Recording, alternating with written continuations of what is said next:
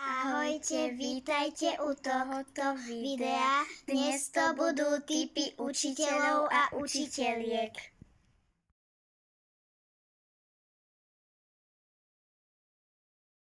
Prvý tip bude Mila. Proste vždycky všetko odpustí a nikdy nekričí a ani nedáva poznámky. Rozprávky na strane 38. Janka. Nerozprávame, prosím, dobre? Ja viem, že je to pre vás ťažké, že máte veľmi veľa hodín, ale skúste sa so mnou vydržať, dobre? O chvíľu idete na obed. Toto je staršia pani učiteľka, ktorá je prísna a na deti priam reve a dáva strašne veľa poznámok. Dneska si prečítame z našej knihy Myšky, stranu 13. Pani učiteľka, aká strana? Čo?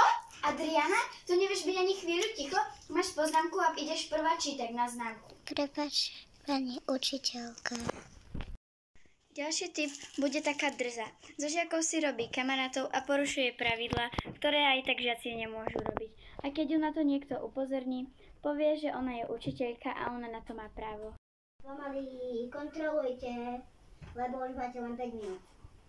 Ale pani učiteľka na hodine sa nie je. Čo ťa do toho? Ja som učiteľka. Sama si to vravela, nie?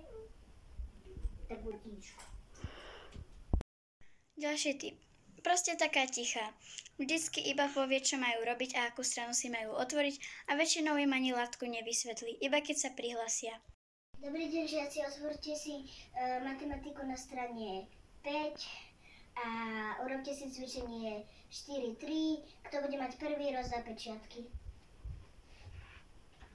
Ďalší typ učiteľky, ktorej je všetko jedno, keď sa žiaci rozprávajú, jedia cez hodinu. Proste je jej to jedno. Takú by chcel mať každý.